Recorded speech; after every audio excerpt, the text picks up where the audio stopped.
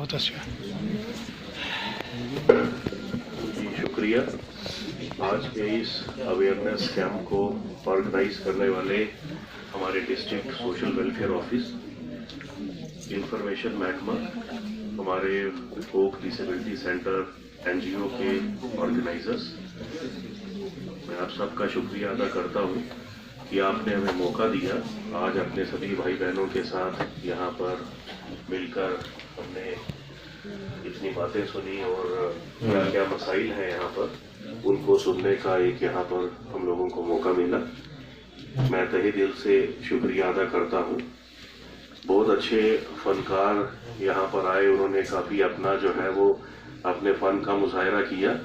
कई चीज़ें मैं नहीं समझ पाया, किंतु जज्बात और जो कला और जो म्यूज़िक है उसके लिए it does not need any language. उसको समझने के लिए भाषा की ज़रूरत नहीं है। वो जज्बा और वो जो फ़न है वो उसकी पहचान, उसकी कदर हो जाती है। आज यहाँ पर डॉक्टर माजिद साहब ने भी हमें बताया कि हम लोग सभी फिजिकल डिसेबिलिटीज़ की बात करते हैं, but there are mental disabilities also, और वो भी एक हम लोगों का जो फोकस एरिया होना चाहिए समाज का, हम सब लोगों का, तो उसके बारे में भी हम लोगों को उन्होंने जागरूक किया। और साथ ही में जो सरकारी स्कीमें हैं और जो भी इमदाद सरकार द्वारा दी जाती है उसके बारे में भी यहाँ पर जिक्र हुआ। मैं जो समझ पा रहा हूँ कि जैसे बात हुई कि कई डिफरेंट अल्फाज से समय समय पर handicap, disabled, specially abled, differently abled नाम से हम लोग बुलाते हैं ऐसे अपने भाई बहन जिनके लिए आज हमने यहाँ पर अवेयरनेस कैंप किया। उससे ज़्यादा ज़रूरी है हम लोगों अपनी सोच बदलें, अपने जहन में ये जो एक सोच है कि ये लोग अलग हैं, ऐसा नहीं है, ये हमारा अपना हिस्सा है, हमारे अपने हैं और हमारा अपना हिस्सा है। इस चीज़ को हम लोग समझ सकें वो ज़्यादा, मैं समझता हूँ वो ज़्यादा इम्पोर्टेंट है। होप डिसेबिलिटी सेंटर एनजीओ की तरफ से जो अच्छे काम यहाँ पर किए जा रहे हैं वो भी आज यहाँ पर जानने का मौका मिला। आप जो प्रोस्थेटिक एंड ऑर्थोटिक जो डिवाइसेस आप बनाते हैं, समी साहब ने बड़ा बेखूबी उसका बताया, बाहर जो है उसके बारे में ओरिएंटेशन दी और बहुत अच्छा लगा सुन के कि ऐसे लोग भी हैं, ऐसे एनजीओज भी हैं जो इस सेक्टर में फोकस कर रहे हैं हमारे ऐसे भाई बहनों के लिए, स्पेशली इस हिस्से में जहाँ कई बार जैसे माइन इंजरीज की हम लोगों ने बात की, हमने और टाइप की इंजरीज की बात की, जहाँ पर ज़रूरत है वहाँ पर ऐसे हमारे समी साहब जैसे और जो होप से जुड़े हुए जितने भी हमारे लोग हैं वो इस सब्जेक्ट के साथ जुड़े हुए हैं। बड़ा अच्छा लगा सुनकर। हमारे अपने एडीसी साहब, वकाक साहब भी होप के साथ जुड़े हैं। मुझे जब पता लगा तो बहुत अच्छा लगा कि हम लोग एडमिनिस्ट्रेटर्स भी अपना मसरूफियत से समय निकाल कर ऐसे सोशल कॉजेज़ के साथ जुड़े हुए हैं। तो वो भी हम लोगों को जब ऐसी अपॉर्चुनिटी मिले तो हम लोगों को ऐसा जज्बा हमारे अंदर होना चाहिए।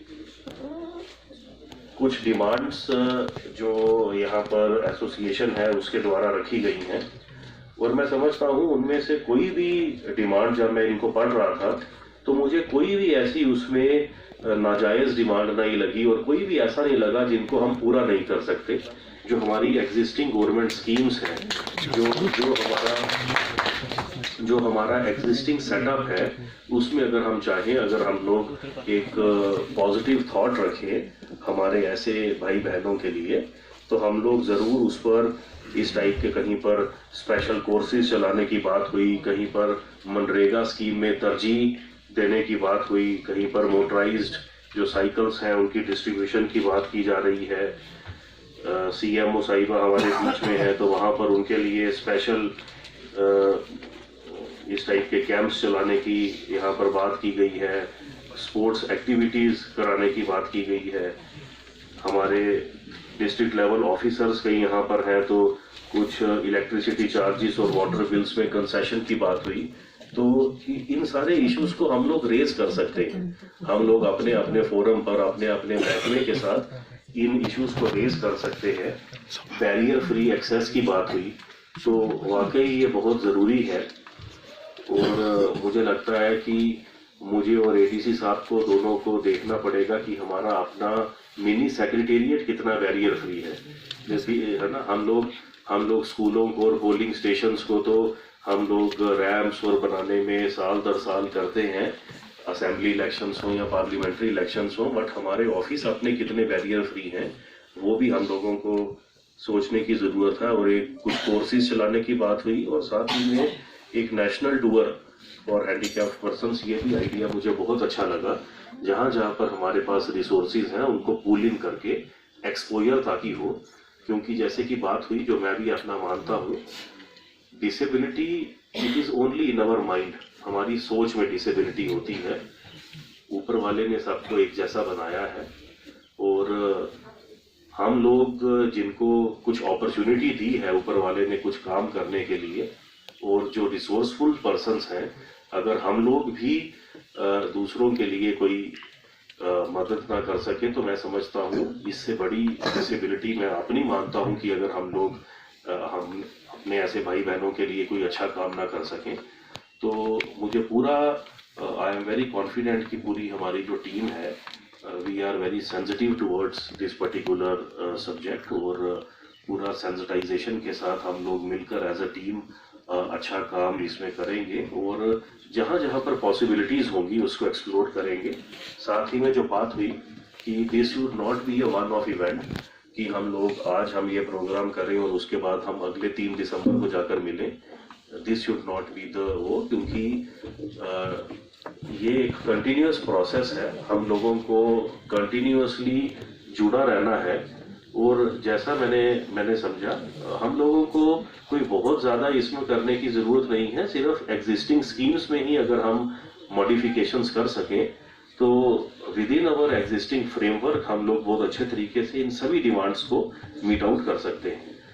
इन्हीं शब्दों के साथ मैं दोबारा से आप सब लोगों का शुक्रिया अदा करता हूँ, खैर मुकदम करता हूँ कि आपने ये मौका दिया हमें कि आज हम आपके साथ कुछ समय साथ में हम लोगों ने स्पेंड कर सके। शुक्रिया, धन्यवाद।